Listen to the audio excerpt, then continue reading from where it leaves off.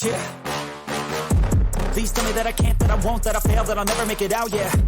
And you made it. Welcome back to That Effin' Sports Show. We are doing the NFC North. We're doing every single team. We're breaking down the records live as it happens. We get the game. We tell you how it's going to turn out. Right now, we're going through the NFC North. And if you listen to the last one, we told you to come join us for this one. The last one being in Chicago, this one being in Green Bay, of course. Something going on with quarterbacks in Green Bay. I'm not really sure. I'll let Adam sum that up. Honestly, other than that quarterback change, not really much happening change-wise. Pretty much the same everywhere but quarterback. And that but is a huge, huge but, obviously. You know, if you keep everything the same and change your quarterback, though you're kind of changing not much, you're also kind of changing everything, right? Yeah, absolutely. And I think they lost their top receiver. Lazard, of course, is not there. He goes to the Jets. I guess they lose their number one QB. They lose their number one wide receiver. But they've got a nice young receiving core with Watson and Doubs to complement their young quarterback. I mean, this is starting over. This is what starting over looks like. Because it's Green Bay, I think maybe the expectations are a little higher than for teams starting over. I wouldn't even say a little higher. I'd say massively higher when you're the third guy directly following Brett Favre and Aaron Rodgers. 4 decades worth of top tier quarterback play consecutively unbroken for the Packers. Those fans, all they've seen is elite quarterbacks in Green Bay. So even if Jordan Love is pretty good, they're probably going to be harsher critics because of what they're comparing it to. Love's got his work cut out for him. Rodgers took 32 sacks last year. Not the highest in the league, but definitely not a number you want your first year starter to have to face and have to deal with. And again, with no big moves on the offensive line, got to expect Love to see a lot of pressure. Overall, Green Bay finishes 8-9, third in the division. They did beat Dallas in overtime, but honestly, their schedule wasn't that hard last year. So it's interesting that they only come out at 8-9. In the division, they swept Chicago. They went 1-1 against Minnesota, and they dropped both to Detroit. We'll get to Detroit in a couple episodes. Points for was 14th, points against 17th. So middle of the road, both sides there. At running back, they got a great one in Jones, number 11 in fantasy points, but number 9 overall with 1,121 rush yards, number 10 overall in receiving yards at 395. What's kind of interesting with Jones is Jones only had 2 rushing touchdowns to 5 receiving touchdowns. Yeah, I mean, he's definitely a good receiver out of the backfield, which benefits Love. And look, you referenced the Aaron Rodgers sacks from last season. A lot of those sacks were because Rodgers was holding the ball forever because he was uncomfortable with his wide receivers. He didn't have Devontae Adams. He was working with a lot of young guys that he hadn't really worked with much before. And by the way, didn't put in a lot of work in the offseason with either because he chose not to show up to a lot of that. So a lot of those sacks were kind of on him in that sense. I think the Packers' offensive line is still very good. And if you're Jordan Love, you're kind of walking into a very ideal situation for a young quarterback. You have, in my opinion, a good offensive line. You have 2 really good running backs behind you. You just referenced how good Jones is out of the backfield catching passes. Those are all the makings of great things in place for success for a young, inexperienced quarterback. Now let's just see if he can make the most of it. Dobbs showed some flashes and should hopefully get better this year. Watson also showed some flashes. 6'11", 7 touchdowns on 41 receptions. He was the top 10 wide receiver in week 10 through 13. Did all right against the Dallas team during that week 10.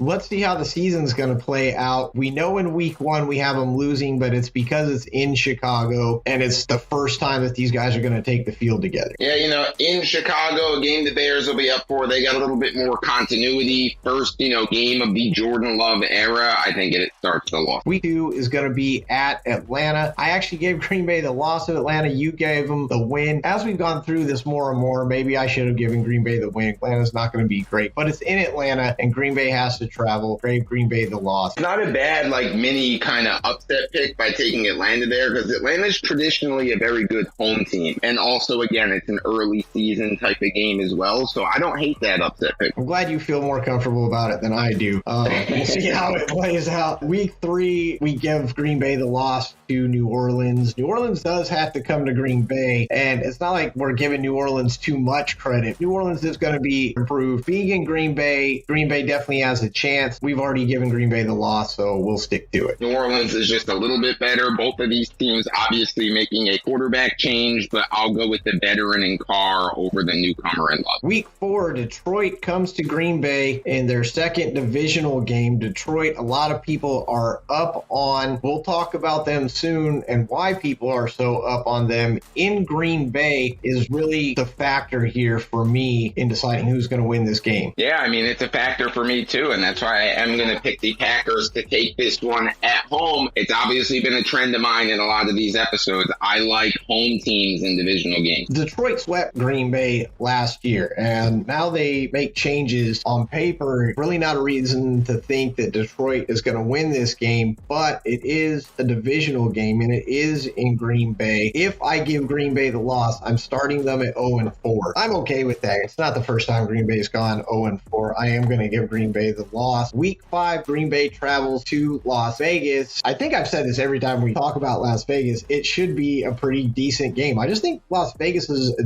team that can give competition. I think they can play. When we get to the Las Vegas episodes, we'll talk about if they can win, but Green Bay has to go to Las Vegas with this one. A lot of travel for Green Bay. It's a lot of mileage to cover. Las Vegas, the Raiders are always kind of a hostile environment. They got Crosby down there. I don't know if Love's going to be ready for Crosby. You kind of hit it, in Las Vegas, that ruckus crowd. Las Vegas definitely a weird team to figure out this year, but Green Bay having to go to their place with, like you said, Crosby and that good pass rush that the Raiders have, I think that's going to be very challenging for the young quarterback. He's not going to be able to hear anything. Loud stadium, big pass rush. I think that's going to cause some problems, and I'll go with the Raiders. Taking the Raiders as well, and like you said, I mean, Crosby, they're gonna have to double team Crosby, and so the pressure is going to come from the other side. Crosby's still going to be a factor, especially with the crowd noise. 100%. So I got to give Green Bay another loss. I'm starting them off 0-5 as they head into the bye week in week 6, an early bye week. But if they do as bad as I think that they're going to do, they're really going to need it. Even you have them at 2-3 for the first 5 games. They might need a chance to catch their breath in week 6 before traveling to Denver in week 7. Yeah, I mean, I guess it's a benefit to get that bye week before having to go to Denver, but just like that difficult environment playing in Las Vegas with that pass rush, very difficult always for any team to have to travel to Denver. Mile High, always a big home field advantage type of stadium, so I'm going to go with Broncos. A bye week loss for Adam Holst. You don't see a lot of them.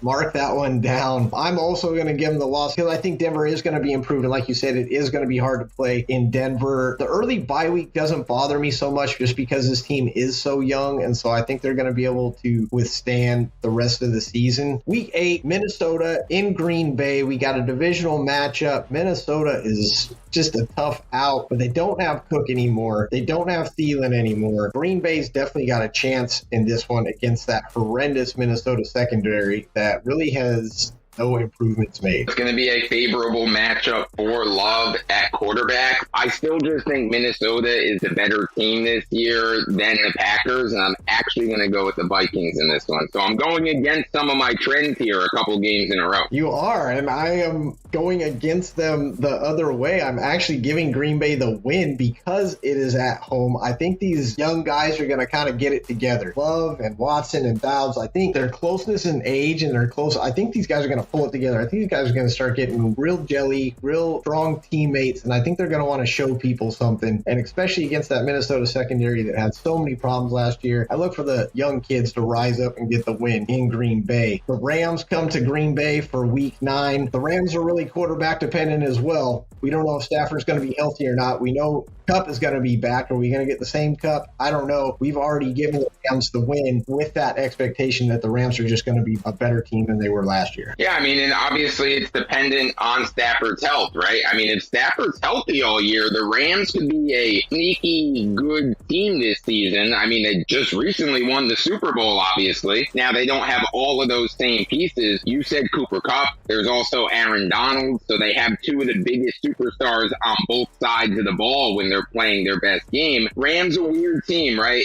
A lot of it is going to depend. If Stafford's healthy all year, they could definitely be a playoff team.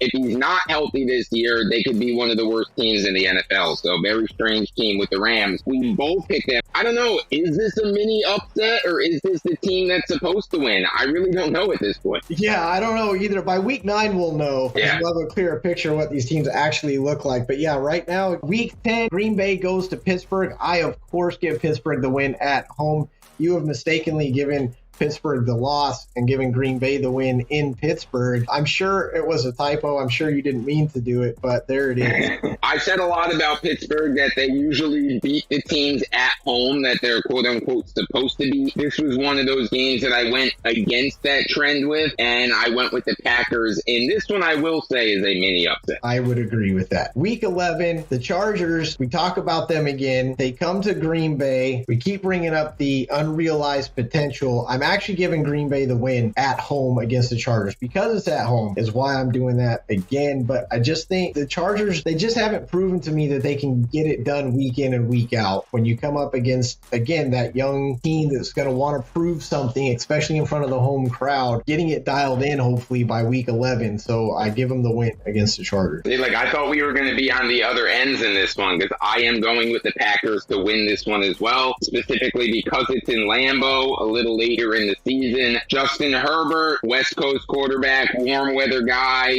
played at Oregon. Now he's playing in LA. Later in the year in Green Bay, this one might be really cold. In Lambeau, give me the Packers. There you go. Hey, we're back on the same page. At Detroit for week 12. Already split. You gave Green Bay the win at home in week 4. I did not. Detroit swept them last year. I say Detroit sweeps them again, and Green Bay takes this loss in week 12. I went against my trends a couple times with the Packers, but I'm going back on my trends now with the home split. Yep, back on trend again. Home splits for Adam Holst. Week 13, a little less hard to predict. I cautioned us in the Chicago episode of giving Kansas City all the wins, but even with Kansas City coming to Green Bay, and maybe that is a factor, but Kansas City, not the warmest place to play in the winter either. And Mahomes really doesn't care what the temperature is. He just goes out and plays. Kansas City with the win in Green Bay week 13. Yeah, it gets pretty damn cold in Kansas City too, so I don't think weather is going to be a factor. Home field could be a factor, but Kansas City just so much better. Give me the Chiefs. Week 14, we give Green Bay the loss in New York. They travel to the Giants, and we've given Green Bay the loss. I don't know how much we debated this. I think I would debate it more. I still think Green Bay is going to lose, but I won't be surprised at all if they beat the Giants. No, this game could definitely go either way. I'm not high on the Giants at all this year, and if you go back and listen to that Giants episode, I'm probably even lower than consensus on the Giants this year. I think last year was a little bit fluky for them. A lot of things went their way. They kind of got lucky in the sense that anything that was a coin flip seemed to fall in their favor. It's going to be hard to replicate that. They didn't do a whole lot to get better during the offseason, minus the Darren Waller signing. In this situation with getting the game at home, this is one that I did pick the Giants to get the win. Week 15, Tampa comes to Green Bay. I actually gave Green Bay the loss here. I would switch that after going through all this.